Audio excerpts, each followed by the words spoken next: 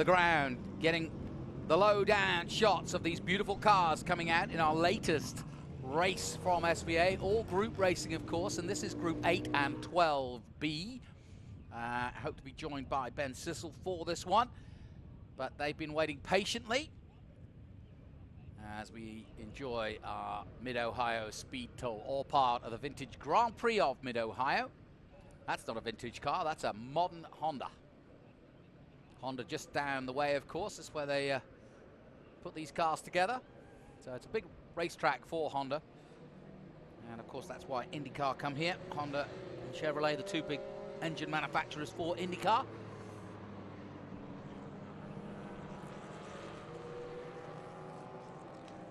And we've got a really interesting group of production cars in this one. Looking forward to it as well. They get 2 feature races each weekend most of the time, if they've got the time anyway. And generally speaking, they do.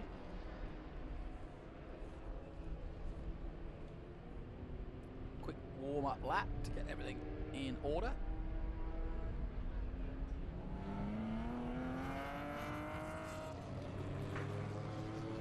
And Ben Sissel is going to join me for this one. He's just come roaring into the booth. And I'm just trying to find my sheets for you on this one, Ben. But you pretty much know all these Alphas and BMWs. And some lovely Alfa Romeos out there. We've got a few Porsches.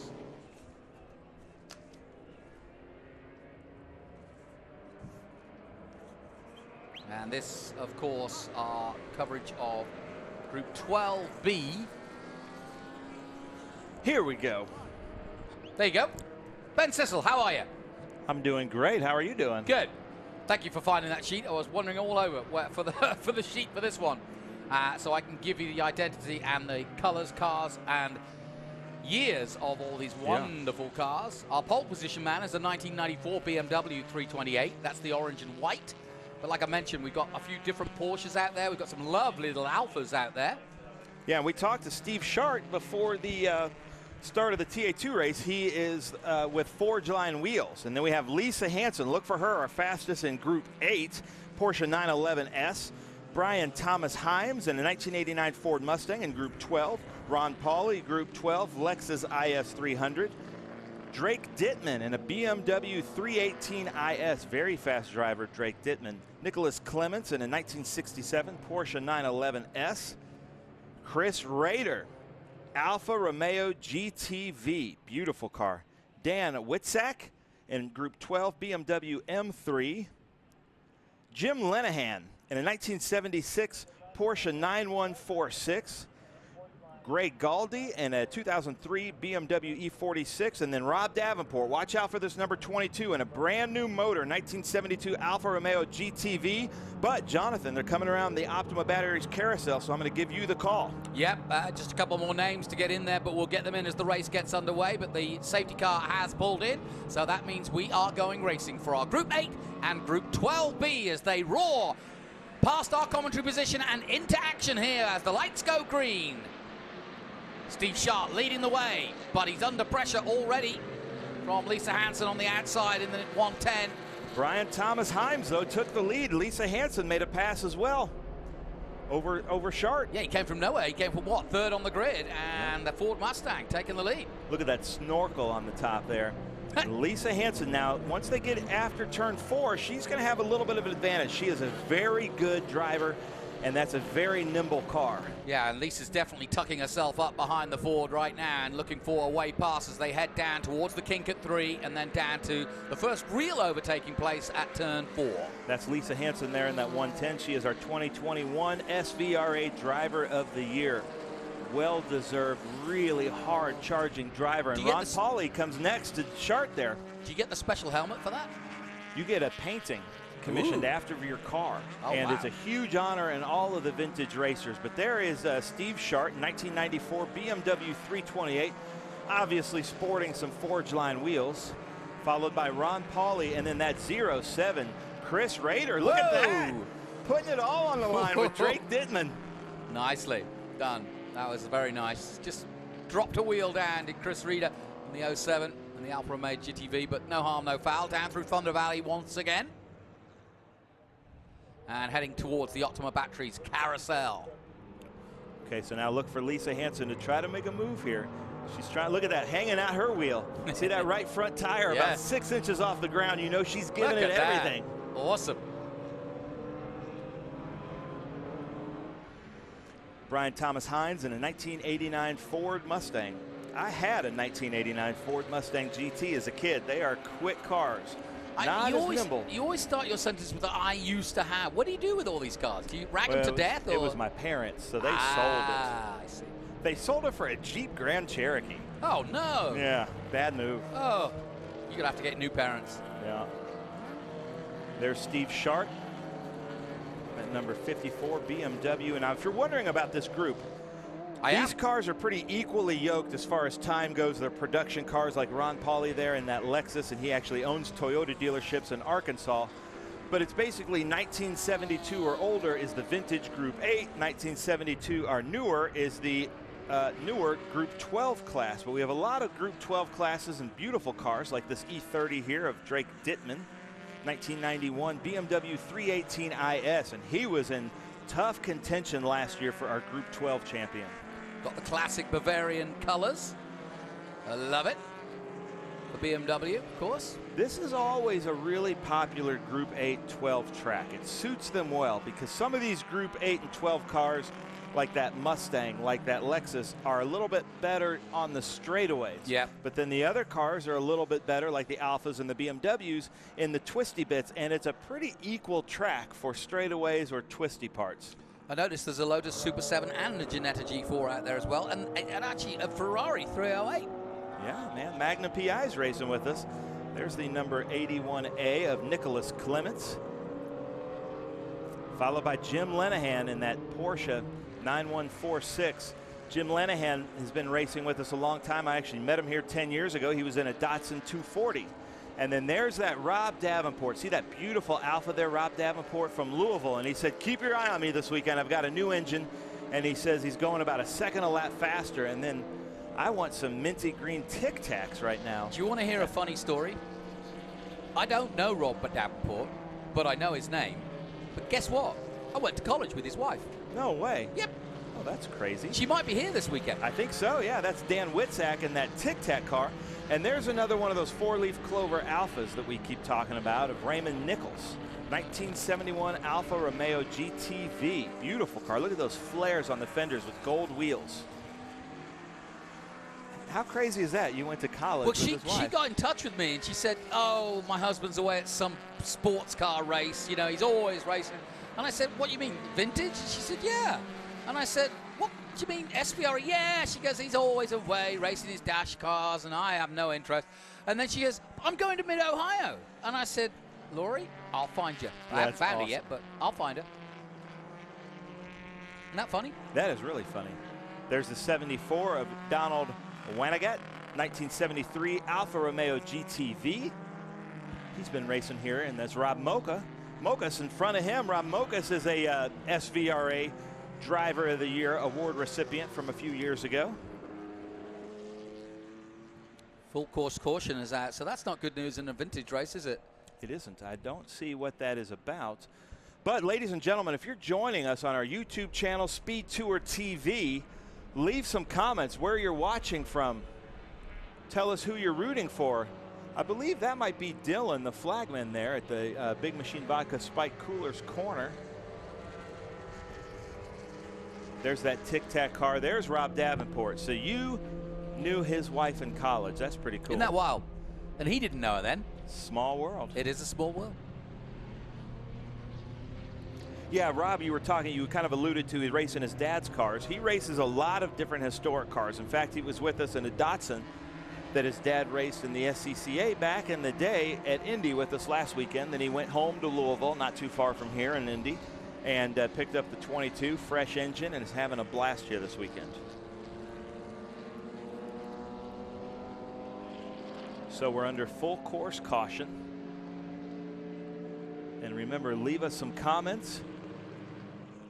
Oh, we're getting all kinds of good stuff. What we got?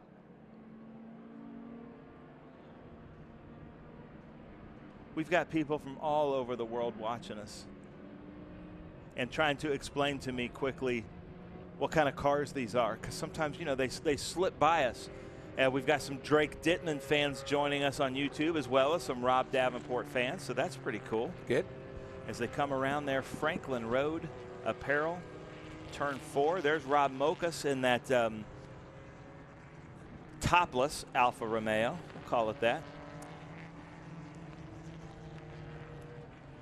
So we'll go back through the field. We stopped at Rob Davenport, 1972 Alfa Romeo GTV. Raymond Nichols in a 1971 Alfa Romeo. Rob Mokas in a 1969 Alfa Romeo Spider, like we saw in the movie The Graduate. Hope he doesn't run out of gas. Donald Wanigat in a 73 Alfa Romeo GTV. Peter Raganetti, fittingly in an Italian car, an Alfa Romeo Giulia Sprint, 1966. Lee Poseidon, 1966 Alfa Romeo GT Veloce. He's on an adventure. Yeah, exactly. Poseidon's adventure. Scott Birkeland, 69 Porsche 911. Glenn Maurer in that Marlboro-looking Penske Alfa Romeo GT V6. Beautiful car. They swept our trophy presentation last year at Circuit of the Americas. They had to get a bigger trailer just to bring all the trophies home.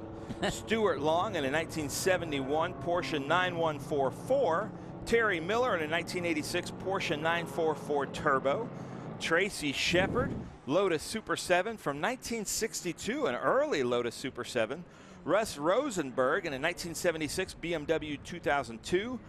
Roy Crowninshield, a 63 Jetta G4. Roy Crowninshield has one of the prettiest Austin Healey's that you'll ever see, but I don't know him in this Jetta G4, so great for him to be out here. And then Tom Vale Jr. in a Ferrari 308 GT4. I've yet to see that Ferrari yet. Yeah. I saw it out there earlier, and whenever you see that, you just want to see him pop out with the Detroit Tigers hat on, a Hawaiian shirt, and some short shorts. Of course. And a mustache. Yeah. Yeah, see, we've got some Drake Dittman fans. Eric Kohler there.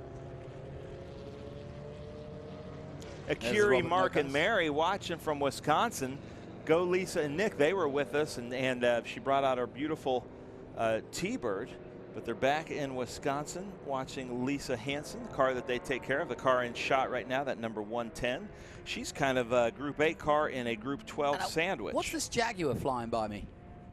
Oh man, the number 78. I don't have that. That's not on the. That's not on the board list, but that's a beautiful car. Looks like an XK 150 from what I just saw.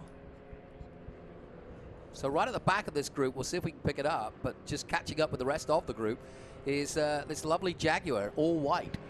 So we'll keep an eye on that. It's right at the back at the moment. Here it is. Look at that. Look at that.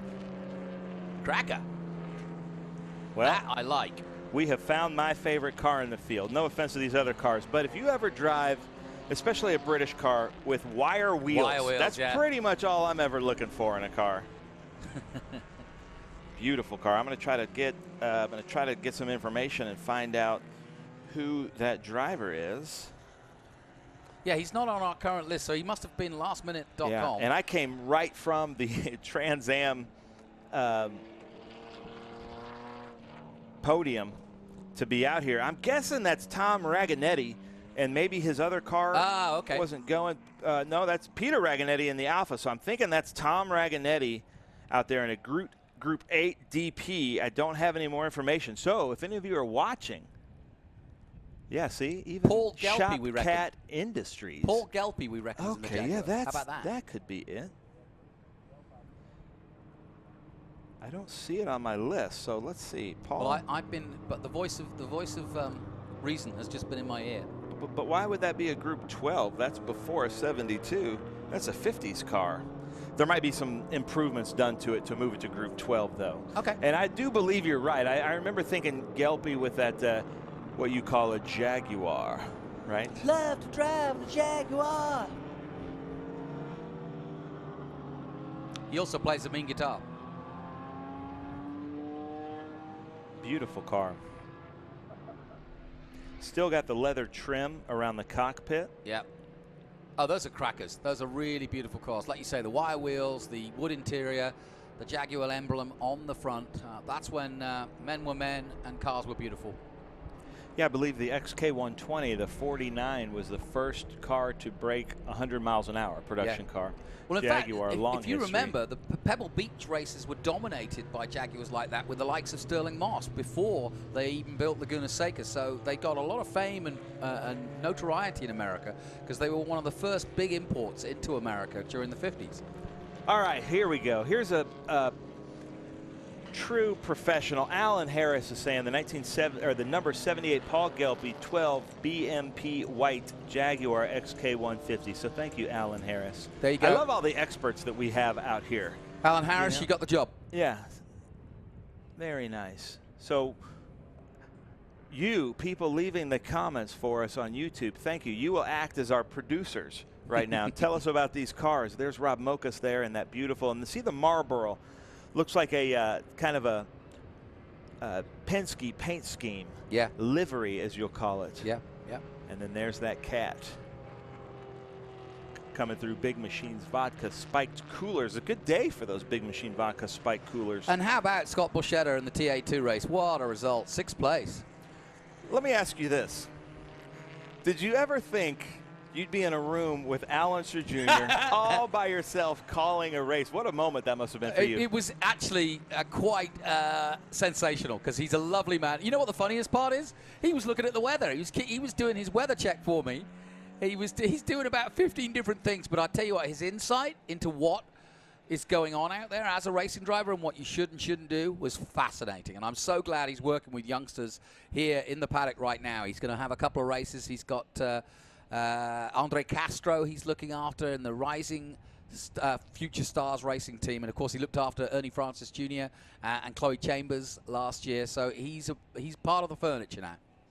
So we were talking about my 1989 Ford Mustang. I went to the 1989 Indy 500 where turn 4 it was Fittipaldi and Al Unser Jr. Two of them went into turn 4 and only one was going to leave. And it just happened to be Fittipaldi, and Al Unser Jr. got out and gave him the thumbs up. Yes, that's right. And that's absolutely right. And from then on, I've been an Al Unser Jr. fan, and it's one of those moments where, you know, a lot of times people say don't meet your hero.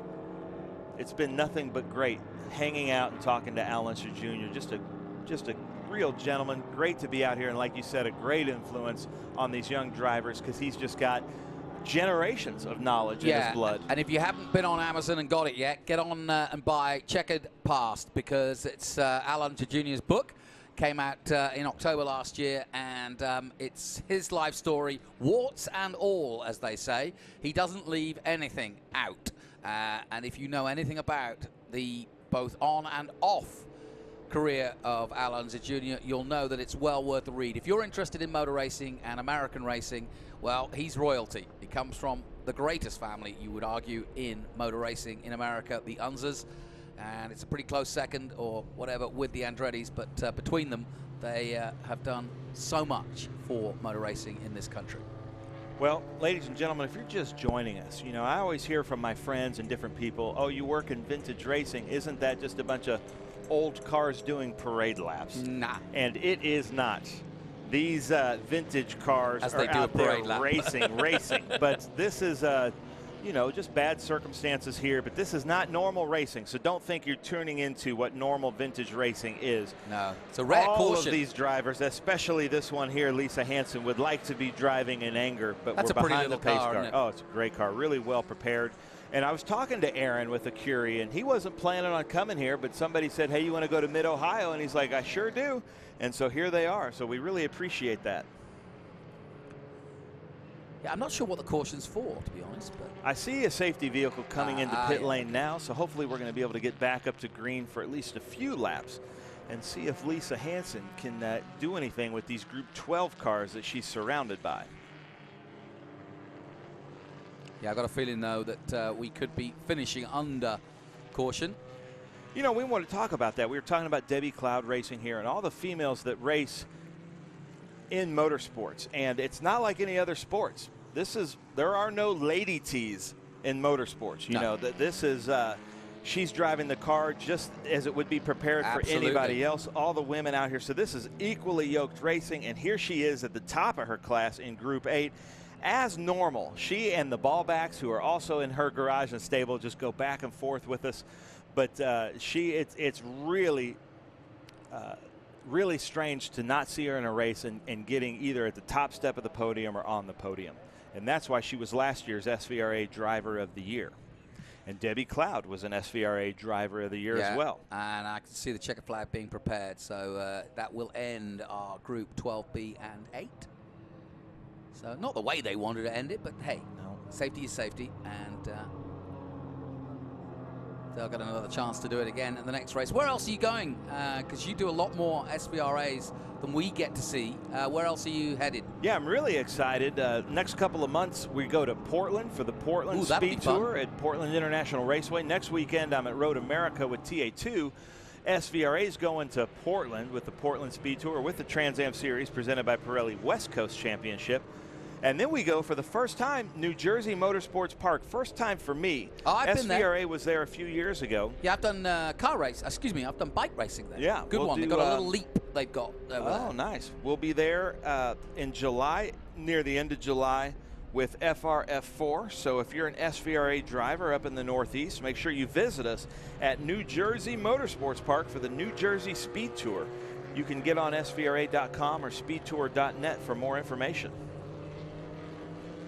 So then that is going to be a win for the 58, who got the lead right at the start, Brian Thomas Himes, and doing a very good job with that Ford Mustang and confirmation then. We finished under caution, but that's how sometimes it goes.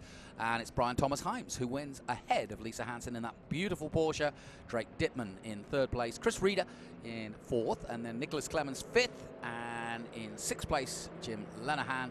Seventh was Dan Wichzak. Rob Davenport takes 8th position, Raymond Nichols in 9th, and Gregory Goldie in 10th position. And that concludes our coverage of 8 and 12B. So without further ado, let's take a short break here from Mid-Ohio. More coming your way, though, so stay with us.